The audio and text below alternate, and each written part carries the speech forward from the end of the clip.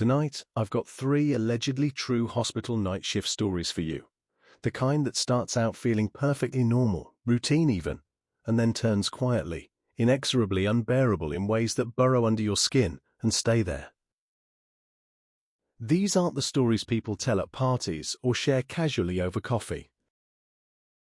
These are the stories whispered in break rooms at 3 a.m., the ones that make seasoned security guards check their locks twice, the ones that get filed away in incident reports that management quietly loses. One of them in particular is going to stick in your head long after this video ends, because the visitor at the center of it never shows up on any security camera, never leaves a single frame of evidence, but somehow, impossibly, keeps getting closer with each passing night. And if you're watching right now and you're not subscribed, seriously, join in.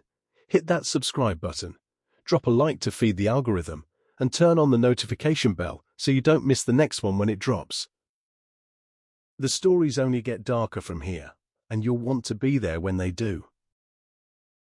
If you want to support the channel directly, memberships are deeply appreciated and help keep this content coming. But honestly, just being here, watching, listening, engaging with these stories matters more than you know.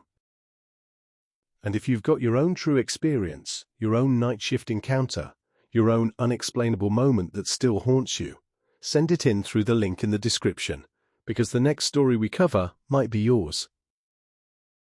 Someone out there is living through something right now that needs to be told. Let's get into it. Story 1. The intercom hissed to life at exactly 2:07 a.m., cutting through the dead silence like a knife through silk, and a voice I couldn't place, couldn't even begin to recognize, whispered my last name with the kind of intimacy that suggested it had always known it, had been waiting years to finally speak it aloud. For a second, maybe 2, I didn't move, didn't breathe, because even now I still don't know what it was that made the quiet feel so profoundly, unnaturally wrong, like the air itself had shifted into something thicker, something that didn't belong in the waking world. The lobby was empty on every single security screen, each monitor showing nothing but polished tile and fluorescent wash.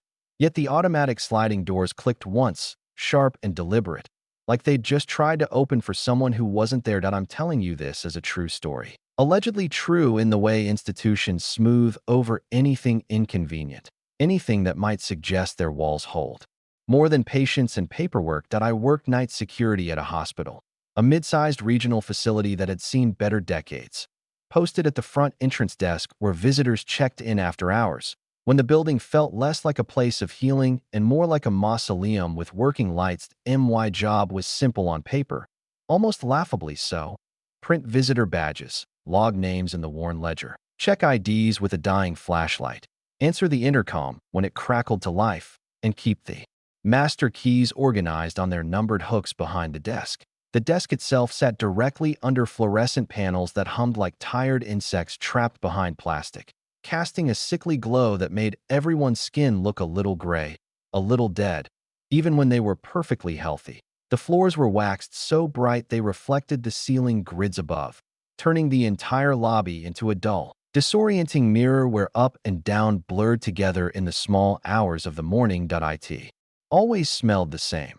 Antiseptic sharp enough to sting your nostrils, stale coffee left too long in the pot, and that cold metallic air that rides up from the elevator bay like breath from a tomb. The sliding entrance doors would breathe open and closed all night long in their automated rhythm, letting a draft curl around my ankles and vanish before I could track where it went, leaving only the faint smell of rain and asphalt behind. I had a worn logbook with frayed corners that had absorbed years of hurried signatures, a badge printer that jammed if you even stared at it too hard, and a radio full of crackling static that felt more like a lifeline than it should have. The night supervisor's voice came through that radio like it was traveling underwater, clipped and exhausted, always speaking in shorthand that made every sentence sound like the last one she wanted to say before clocking out forever. Nurses passed through in waves throughout the night, grabbing bitter coffee from the ancient pot, dropping off paperwork with barely a glance my way, and disappearing into the hallway maze without so much as a nod, like I was part of the furniture that a janitor named.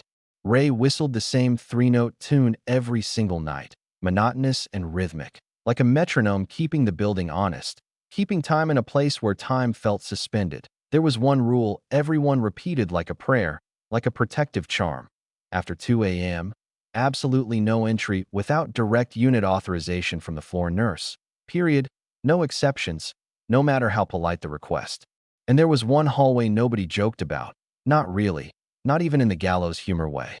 Hospital staff usually deflected discomfort. The hallway sealed behind heavy fire doors leading to the closed pediatric annex on the building's east wing. They called it renovations, always renovations, but the industrial locks were brand new and the faded warning signs were decades old, and the air down there, even from a distance, felt noticeably colder, denser, like it carried weight on my third week working nights. At 2:11 exactly, I remember because I'd just checked the wall clock, a visitor stepped into the pool of entrance light like he'd been waiting just outside the glass, patient as stone that he was a stranger, impeccably well-dressed in a dark coat and pressed slacks, unervingly calm and devastatingly polite. The exact kind of person who makes you lower your guard without you even noticing it happening, he said, in a voice smooth as silk, that he needed to reach the fourth floor and gave a name that didn't match any patient list, not even close, not even phonetically similar to anyone currently admitted. I checked twice, scrolling through the digital registry with growing unease, then called upstairs to the charge nurse, who snapped with irritation that nobody by that name had been admitted in the past 72 hours. The visitor smiled anyway, patient and understanding, like my answer was merely a formality and the real conversation was happening somewhere else entirely, in a language I didn't speak. When I asked for identification, he handed me a card that looked perfectly normal until you actually held it in your hands. Too smooth, almost slippery, the photo printed just a little too flat, like a photocopy of a photocopy. I glanced up at the lobby camera monitor to confirm he was standing exactly where I saw him. And when I looked back down at the desk for just a heartbeat, he was gone. No door sensor had chimed its departure tone. No footsteps had echoed across the wax tile, and the silence at my desk suddenly felt thick enough to touch, to choke. On. The next night, and the one after that, and the one after that, it happened again. Always after 2 a.m., always the same calm. Patient presence materializing at the entrance like clockwork, like ritual. The names he gave changed with each visit. The story shifted in minor details, but the visitor's tone never wavered, never broke, like he'd rehearsed this particular brand of patience for years, maybe decades. Sometimes he said he was looking for a sick child on the fourth floor, his nephew, his godson, his son, sometimes a dying family member he needed to see one last time, sometimes just a room that should still be there. I'm certain of it.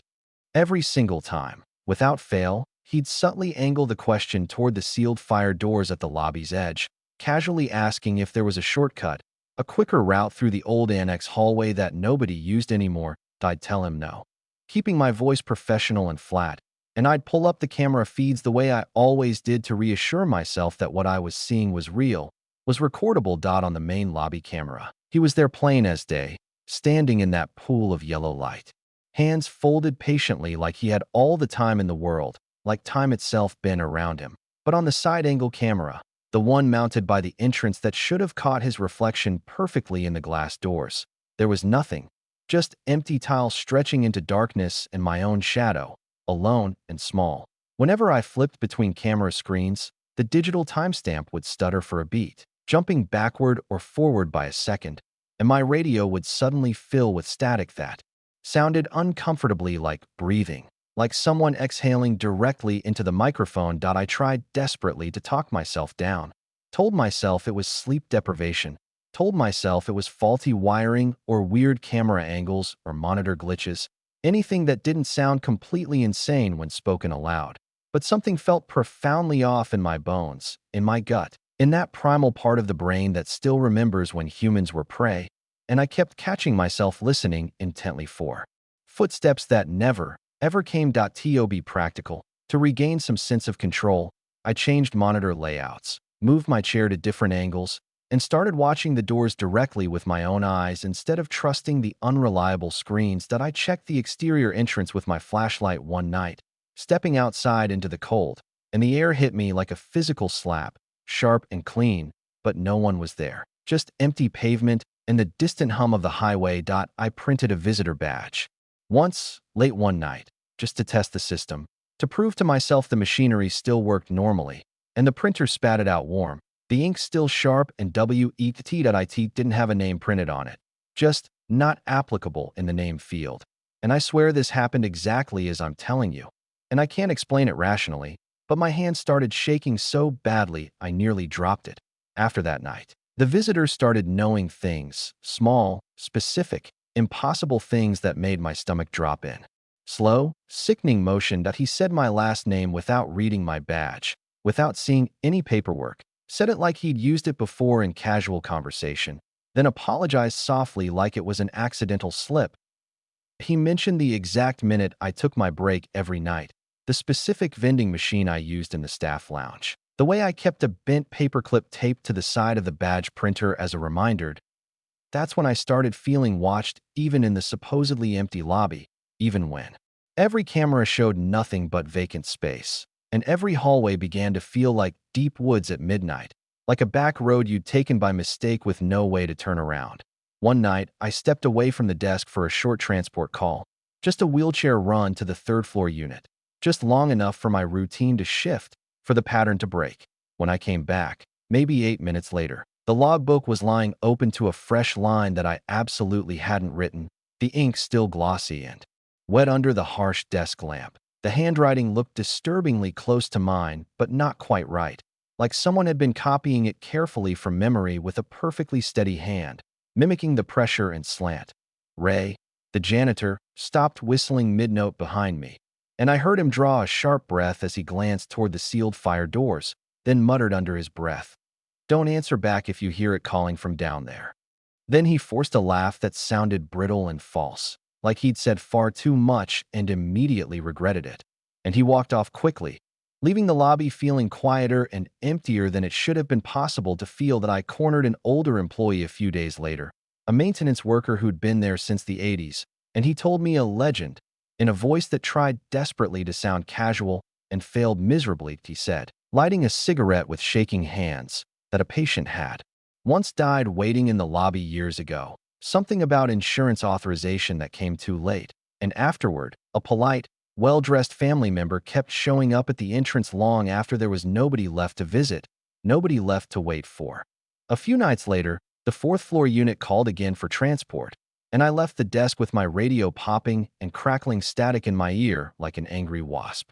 The service corridor lighting was noticeably dimmer than the lobby, the bulbs older and spaced farther apart, and the glowing exit signs flickered irregularly like they were blinking out messages in some code I couldn't decipher. I passed the locked door to the utility stairwell, the one marked Authorized Personnel Only in faded red letters. A soft knock came from directly inside the metal panel, deliberate and patient that I froze mid-step, my blood turning to ice water, because it wasn't a bang or the sound of a prank, just 3 gentle, measured taps like someone politely asking to be let out, like someone who knew you were listening. I leaned in despite every instinct screaming at me not to, and I heard bare footsteps pacing slowly behind the door, back and forth in a small space, then stopping completely the exact moment I stopped breathing. I told myself frantically it was old pipes expanding, air pressure shifting in the building's ancient ventilation system, anything remotely rational. And I kept thinking, don't look back as I pushed the wheelchair faster down the hallway. When I returned to the lobby, wheeling the empty chair, the entrance area was perfectly still, but the sliding doors opened a beat too late when I approached, like they'd hesitated, like they'd been considering not opening at all. The visitor was there again, standing closer than he'd ever dared before, positioned exact. Story 2. The first time the basement elevator rang by itself, completely unprompted in the dead silence of the early morning hours, I was holding a heavy ring of master keys in my hand, and I still don't know exactly what it was that made my skin crawl so violently, so immediately. The note was waiting for me on my very first shift, tucked under the logbook like a secret someone desperately needed to share, but couldn't say aloud. It said, in rushed, urgent block letters that pressed hard enough into the paper to leave impressions on the pages beneath. If someone asked you to take them to the basement, don't. No matter what they say, the note added in that same frantic handwriting. like whoever wrote it had learned that particular lesson the absolute hard way, had paid a price for ignoring the warning. I was brand new on night shift, still in that uncomfortable phase where you're desperately trying to look competent and professional while your brain's sprinting at full speed just to keep up with basic procedures. My training day had been an overwhelming blur of swipe cards that all looked identical, door codes I frantically scribbled on my palm, and the kind of hospital shortcuts and unwritten rules that nobody explains properly unless you ask twice. And even then they look at you like you're interrupting something important. The daytime porter, a tired man in his 50s named Dennis who'd been working there longer than I'd been alive, walked me through the lobby desk procedures, like he was teaching me to fly a cockpit, every switch and protocol carrying hidden weight. Visitor badges on the left rack organized by color, logbook in the middle drawer with the cracked spine, master keys hanging on the numbered hook board behind protective glass, radios charging in their cradles with their red lights blinking, and the panic button hidden discreetly under the curved lip of the desk where your knee could hit it in an emergency. He showed me carefully how to override the elevator control panel to lock certain floors after midnight, which ones were restricted, which required authorization, how to key in the codes without setting off the alarm system. He showed me methodically which stairwells were alarmed and would bring security running, which ones were temperamental and might not register your badge, and which ones nobody used unless they absolutely had to, though he never explained why. He taught me, in that practiced monotone of someone who'd given this speech 100 times, how to escort late visitors through the maze of corridors, how to call units for approval without sounding uncertain, and how to keep your voice perfectly calm when people were scared, panicking, or grieving. He even mentioned, like it was absolutely nothing, like we were discussing how to restock printer paper, how to discreetly transport the deceased from the units down to the morgue when the pathology department needed assistance after hours. The words, morgue corridor, landed heavy in the air between us, settling like a stone in deep water. But he just kept talking smoothly like we were discussing mundane office supplies or cafeteria schedules to the very end of the shift. As he was gathering his coat and preparing to leave me alone for the first time, he slid a folded piece of paper across the worn desk surface, his eyes flicking nervously up toward the security cameras mounted in the corners like they could somehow read lips, like they were recording more than just video. I laughed, because honestly, what else do you do when someone hands you a cryptic warning note like that and then pretends it's completely normal, just standard procedure? He didn't laugh back. He didn't even smile. When I asked HR about it later that week, sitting in their sterile office with its motivational posters and fake plants, they blinked at me in confusion like I'd made the entire thing up, like I'd fabricated a story from nothing. They told me, with that corporate firmness, that discourages follow-up questions, that there was no note, no unofficial policy, and that the previous porter, Dennis, had quit suddenly for personal reasons and wasn't available for contact. That was the exact phrase they used, personal reasons, and they said it like it was a locked drawer I absolutely shouldn't try to pry open, like asking more questions would be a career mistake. My first night completely alone, with no backup and no safety net. The lobby clock ticked loud enough to count my individual nerves, each second punctuating the oppressive silence. The ancient vending machines in the corner buzzed and clunked rhythmically like they were breathing through a plastic straw, mechanical and somehow organic at the same time. Somewhere far down a distant hall, beyond the range of comfortable hearing, an alarm chirped once, sharp and brief, and then went completely quiet, not urgent enough to investigate, just present enough to remind you the building was never truly silent. The coffee in my dented thermos tasted stale and bitter by midnight, and the air near the automatic sliding doors stayed perpetually cold and damp, like standing near an open refrigerator, no matter how many times maintenance claimed they'd fixed the seal. Around 1:40 a.m., when my eyes were starting to blur from staring at the monitors, the basement elevator call bell chimed softly, pleasantly, and I automatically assumed a staff member on the lower level had hit it by mistake. Maybe bumped it with a cart that I shouldn't have checked the camera feed so quickly, but I did, pulling up the basement corridor view with a few rapid keystrokes. No one was there. The hallway was completely empty, sterile and waiting, and yet the elevator light continued blinking patiently like it was expecting someone anyway, like it knew something I didn't. I can't fully explain it in rational terms, but I told myself firmly it was just a technical glitch, because hospitals run on glitches and malfunctions the same way they run on caffeine and adrenaline. It's just part of the infrastructure. A seasoned nurse named Marla, one of those veterans who'd seen everything twice, came through the lobby for water around 2, and she caught me staring intently at the grainy screen, my face probably showing more concern than I wanted. "You'll hear things down there," she said casually, like she was talking about old plumbing or settling foundations, and then she smirked slightly to soften the statement, to make it sound less serious than it clearly was. "Don't answer back," she added, and then she laughed again like it was an old joke she'd told too many times to too many new employees. A ritual hazing that everyone endured. That I nodded along, played my part, and filed the whole exchange under superstition and hospital folklore, the kind of stories people tell to mess with the new guy. The rest of that first night stayed mercifully boring and uneventful, and I felt genuinely silly for letting a scrap of paper and some cryptic warnings get to me so badly, for jumping at shadows like a child. The next night, just after 2:05 a.m. according to the digital clock above the desk, the automatic sliding doors parted smoothly under the yellow porch light, and a visitor walked in confidently, like he owned the entire place, like he belonged there. He was impeccably well-dressed in a dark overcoat and pressed slacks, unnaturally calm and completely dry despite the light drizzle outside that was visible through the glass, which should have been my very first clue that something felt profoundly off. He didn't ask for a specific unit or a room number the way normal visitors did. Instead, he said, with perfect politeness and a warm smile, "I'm here to pick someone up." And then he looked directly past me toward the staff-only corridor, his gaze focused like he knew exactly where he needed to go. I asked for a name. Patient's name, his name, any name. And he gave one that sounded perfectly ordinary and forgettable, but didn't match any patient roster. When I ran it through the system, not even close. "That's fine," he said smoothly, like my computer screen and my entire database didn't matter at all. "I just need you to escort me down to the basement level." My stomach dropped so fast and so hard I almost smiled out of pure nervous habit. And somewhere in the back of my head a small, urgent voice whispered clearly, "Don't look back. Don't agree to this." I could feel the weight of the note in my pocket like it was burning against my leg. And I told him as professionally as I could manage that I couldn't authorize that without proper clearance from a supervisor.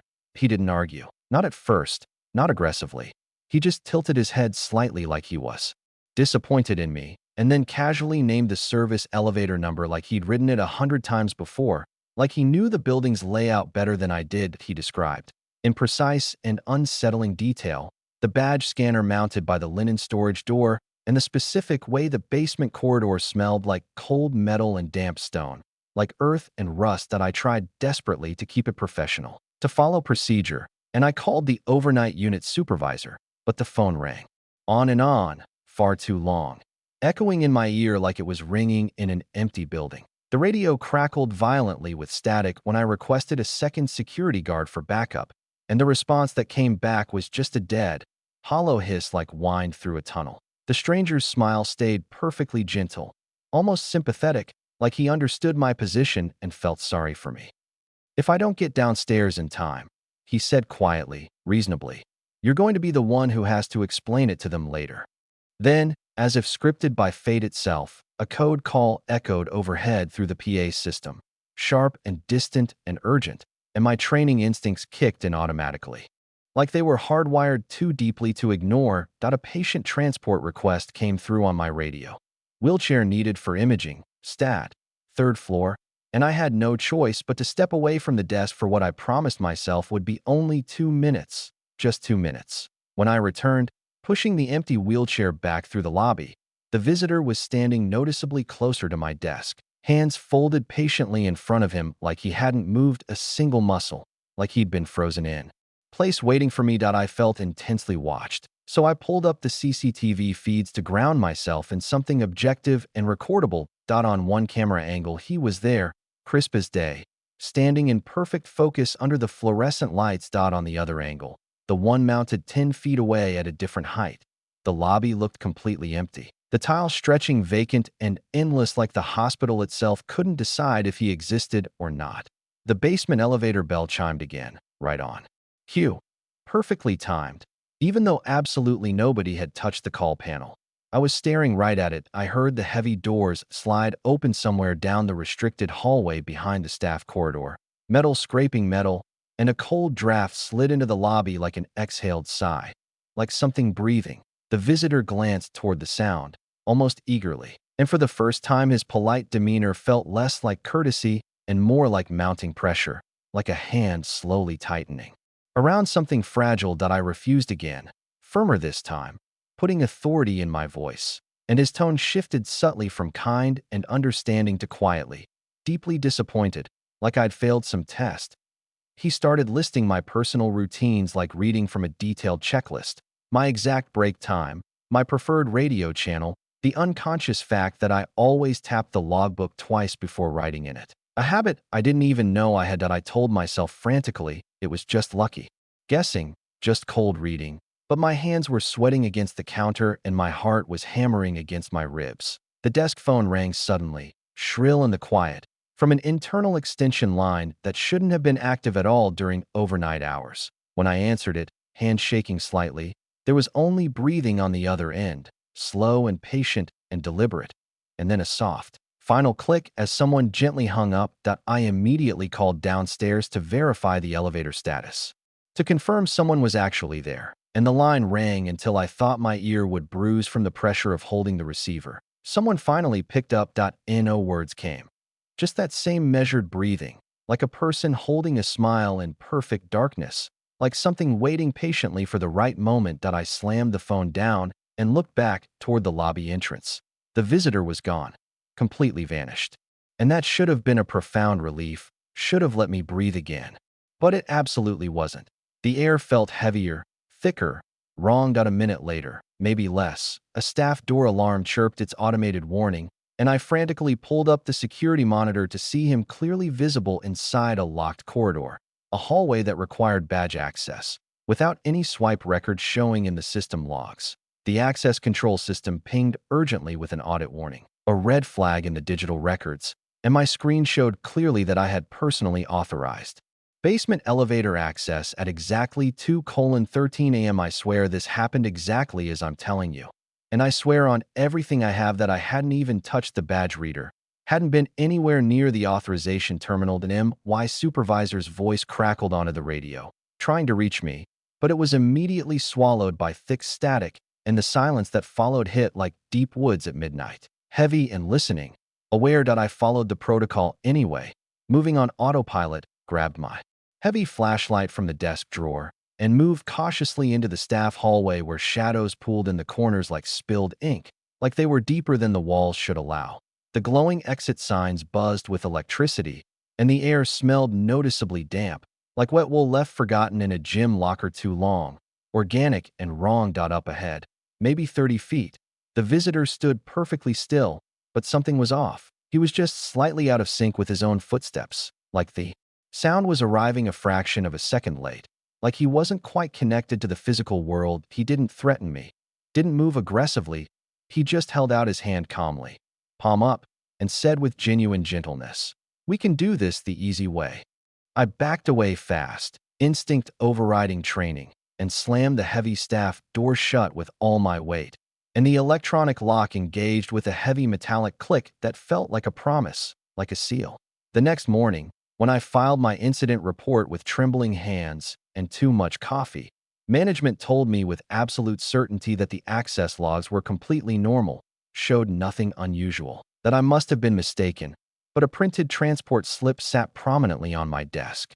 When I returned for my next shift, official and stamped, bearing my signature for a basement transport task that I absolutely never performed, never authorized, never even knew about, that night, during the quiet hours, the desk phone lit up with an automated message, a cheerful, recorded, "Thank you for your service," from an extension number the hospital had officially retired and disconnected years ago, according to the directory. And that's the part one can't forget, can't rationalize away, can't explain no matter how many times I try to tell myself it was just a mistake, just a glitch in the system. Story 3: the first time I saw my own name written in the visitor log. The ink was still wet and glistening under the desk lamp, and I absolutely hadn't touched the pen. It was sitting exactly where I'd left it, perfectly aligned with the edge of the desk. That IT was exactly 2:19 a.m. according to the wall clock, and I still don't know precisely what it was that made the entire lobby feel staged, artificial. Like a set waiting for something to happen. I stared at the page like it was going to suddenly admit it was an elaborate prank, like the ink would rearrange itself into something that made sense. And then I heard footsteps stop right outside the circle of desk light, just beyond where I could see clearly. I worked night shift as the front doorman, the guy who controlled the logbook, printed visitor badges, and answered the intercom when everyone else in the building was half asleep and running on autopilot. Most nights were monotonous in a way that almost felt comforting, almost felt safe in its predictability. That I stamped delivery forms with a rhythmic thunk, flipped methodically between camera feeds watching empty hallways, and listened to the fluorescent hum bounce endlessly off the waxed floors like a persistent insect. Every so often a nurse would drift through the lobby for burnt coffee, eyes glazed with exhaustion, cracking a tired joke about the shift before vanishing down a hallway without looking back. The radios lived perpetually on low volume, always carrying a faint layer of crackling static underneath every transmission, like a distant storm you could never quite hear clearly. The visitor log sat open beside the badge printer, a chunky, temperamental little machine that jammed immediately if you fed it even slightly crooked paper. That I had my own habits too, small rituals that made the nights feel structured. Tapping the logbook once before I wrote anything, lining my pen up perfectly with the edge of the desk, checking the cameras in the same rotation. Every 15 minutes, the hospital had extremely strict rules about midnight access, and the tone of those rules was basically crystal clear. Don't improvise, don't make exceptions, don't open doors you're not supposed to open. That night, I stepped away from my desk for maybe 30 seconds, 40 at most, just to grab a replacement ink ribbon from the supply drawer behind me. When I turned back around, barely 10 seconds later, a fresh badge was sitting in the printer tray, still warm to the touch like it had just been printed moments ago. The printer display showed a timestamp, 2:18 a.m., but when I checked the lobby camera feed, the footage skipped forward in a single jarring jump, like the recording had blinked, like time itself had hiccuped. That I rewound the footage, even though some part of me knew I shouldn't check, knew I wouldn't like what I found. And I watched my chair sit perfectly still and empty while the timestamp jumped cleanly over the exact moment the badge had been printed. In the visitor logbook, a neat, careful entry had appeared under the visitor name column with my full name spelled completely correctly, including the middle initial I rarely used. Under destination it read for FNX, a sealed location I never would have authorized for after-hours access, a place that wasn't even supposed to be accessible at night. Under the field marked issued by, someone had signed my name in handwriting that was disturbingly close to mine, almost identical, but not quite. The letters were just slightly too careful, too deliberate. I felt intensely watched, not in a dramatic or obvious way, but like someone was leaning patiently just outside the edge of my peripheral vision, waiting for me to turn around. I checked the entrance glass doors for a shadow or reflection, but the porch light outside only showed steady rain and empty concrete steps glistening wet. The intercom stayed completely silent, which somehow made everything worse. The silence felt deliberate, expectant. I told myself firmly it was just a system glitch, the kind of allegedly true technical explanation that keeps the night shift from falling apart, that keeps you functional and sane. Still, something felt profoundly off in that institutional silence, like the building itself was holding its breath, waiting patiently for me to notice something important. I closed the logbook carefully, slid the mysterious badge into the paper shred bin, and tried desperately to laugh it off as exhaustion or a prank from the day's shift. Then the printer whirred softly again, completely unprompted, even though both my hands were flat and visible on the desk surface. The next night, the same exact thing happened, only this time the badge came out with "not applicable" printed as the visitor name and my signature underneath in that same almost but not quite handwriting. I started doing little tests. The kind of paranoid checks you do when you don't want to admit to yourself that you're genuinely scared. I left my pen angled exactly toward the clock at a precise angle I'd remember, and I placed a thin strip of clear tape across the logbook drawer, so I'd know definitively if it had been opened. I even marked the corner of the current log page with a tiny dot of ink, Like I could somehow trap reality with simple office tricks and catch whatever was happening. Every single morning the tape was broken cleanly. The pen had been moved to a different position, and the ink that had somehow jumped to a completely different page, sometimes pages ahead. A week in, a staff member I barely knew cornered me near the ancient vending machines and said casually, "Hey, I saw you escort someone earlier tonight." She described my uniform perfectly, right down to the specific scuffed badge clip I wore and the tear in my jacket pocket, and swore she'd seen me personally lead a visitor toward the restricted service elevators. That I told her as calmly as I could that I hadn't left the desk all night, that she must have been mistaken, and she gave me a look like I was actively covering for myself, like I was lying for some reason. That was the precise moment it stopped feeling like an elaborate prank and started feeling like a second version of me was somehow clocking in, working shifts I didn't remember. The physical traces showed up next, escalating slowly. Damp footprints appeared near the service corridor entrance, small and wet, like someone had walked in directly from the cold rain outside without drying off.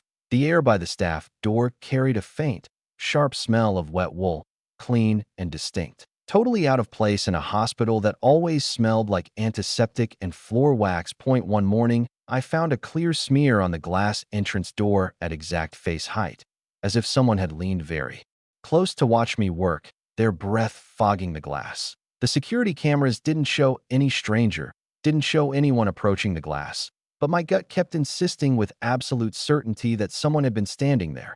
The log entries got progressively worse in a slow, deliberate, systematic way. Names shifted from normal visitor names to just initials, then to outdated surnames that sounded Victorian, then to blank spaces filled only with "not applicable."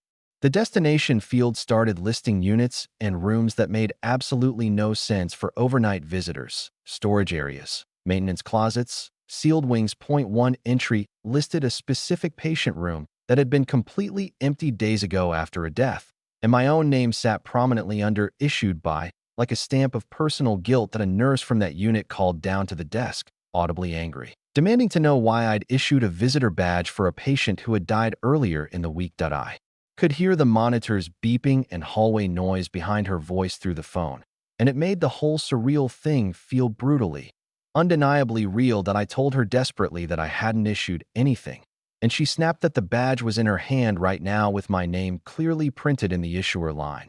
When I checked the badge printer's digital logs, the timestamps were all there, perfectly recorded, but the CCTV footage had tiny gaps, missing seconds like teeth pulled from a smile. My radio crackled with harsh static at random intervals throughout the night, and once I was certain I heard my own voice buried deep under the white noise, speaking words I couldn't make out. I stopped taking breaks completely, stopped looking away from the monitors even for a second, stopped trusting the silence that filled the lobby like deep water. And every single night, right after 2 a.m., the automatic sliding doors would open for absolutely nobody, and the hallway lights seemed to dim, slightly, imperceptibly, like something was drawing power. On the worst night, the night that finally broke me, I caught movement on the security monitor in the one persistent blind spot near the elevators where the camera angle had always failed to cover properly. Someone was standing there wearing my exact jacket, the same specific crease on the right sleeve, the same reflective safety strip, facing the camera directly like they wanted to be seen, like they were performing. Their face was never visible, not shadowed dramatically, not blurred by motion, just always turned the wrong way by a fraction, by degrees, like they knew exactly where to position themselves. I leaned closer to the grainy screen, and my stomach dropped violently when I realized they weren't moving with the normal subtle rhythm of breathing, weren't swaying slightly the way living people do. The intercom call button suddenly lit up red, and before I could even reach toward it, the speaker clicked on by itself. With a soft electronic pop. My own voice came through the tinny speaker, calm as a scripted announcement, perfectly measured, saying clearly, "Let me back in." I froze completely, because I knew my own voice intimately, knew every inflection, and every instinct in my body screamed desperately, "Don't look back. Don't turn around." The lobby around me felt too big suddenly, too empty, like a hallway that had stretched impossibly into deep woods and back road miles. Like space itself was wrong. I locked the outer doors with shaking hands, checked that the panic button was accessible, and tried calling security backup on the radio, but the response was nothing but pure, thick static. Then the desk phone rang sharply from an internal extension number that didn't exist on the current hospital directory, that had been disconnected years ago. That I didn't answer it, couldn't bring myself to pick up, but the voicemail indicator light blinked once, brief and red, like someone had left a message without the phone ever actually ringing. The figure on the security monitor took one single step forward, deliberate and slow, and I heard matching footsteps in the hallway outside my booth, the sound bouncing off tile. That I told myself to stay put, to lock everything down, to wait for morning and paperwork and witnesses who could confirm I wasn't insane. But the elevator dinged, soft and cheerful, and completely wrong in context, and the service corridor door clicked like a latch finally giving up, like a lock surrendering. That I grabbed my flashlight and edged into the corridor anyway, moving against every rational instinct, because the fear of what was already inside the building beat the fear of what was waiting outside. The air turned noticeably colder with every step I took, and the silence between the distant monitor beeps felt like it was actively listening back, like it had awareness. Halfway down the corridor, I saw the damp footprints again, leading away from my position, then stopping abruptly as if the person had vanished mid-stride, had simply ceased to exist. At the end of the hall, there was a locked door to the emergency stairwell, but the metal handle was wet to the touch like a fresh handprint, still warm. That a whisper slid through the crack under the door, using my last name with terrible intimacy, and I felt watched from both sides at once, surrounded. That I backed up fast, moving on pure adrenaline, locked the corridor access door, and spent the rest of the night staring at frozen camera frames that never proved anything, that showed nothing but empty hallways. I quit the next week, told HR it was personal stress, told my friends it was just a weird job that didn't suit me, and tried desperately to forget the whole allegedly true story. Months later, long after I'd moved on, an email from hospital administration hit my inbox with a scanned page of the visitor log attached. As a PDF, IT showed a final entry signed under my full name on a specific night. I wasn't even employed there anymore, weeks after my last shift. Under destination, it read basement corridor, and the issuer line said simply approved, like a locked door. Finally opening, like permission had been granted. That I sat in my kitchen with every light on, the porch light blazing, listening to my phone buzz silently with notifications I was too afraid to check. And that's the part one can't forget, can't rationalize, can't explain away, no matter how many years pass or how many times I try to convince myself it was all just exhaustion and coincidence. So what do you think? Was that visitor actually a person, flesh and blood walking through those doors? Or was the hospital actively hiding something that shouldn't have been there in the first place, something that had learned to mimic the living? Was it a glitch in reality, a loop in time, or something far worse, something that knew their names, their routines, their fears, and fed on the silence of the night shift? If you haven't yet, hit subscribe and turn on those notifications right now, because the next story will be on your screen in just a second. And trust me, you absolutely don't want to miss it. These stories get deeper, darker, more unsettling with each one we uncover. Click the next video that's popping up on your screen right now, and keep the lights on while you watch, or don't, if you're feeling brave enough to sit in the dark with these stories. Thanks for listening, for being here, for letting these allegedly true experiences into your night. Drop your theories in the comments below. Tell me what you think was really happening in that hospital, what that visitor actually was, and whether you believe the people who lived through it. And tell me what theme you want next. More night shift horror, unsettling backroads encounters, Home Alone paranoia, or deep woods terror where no one can hear you scream. Your choice shapes what comes next, and I'll see you in the next one. Stay safe out there, especially if you work nights.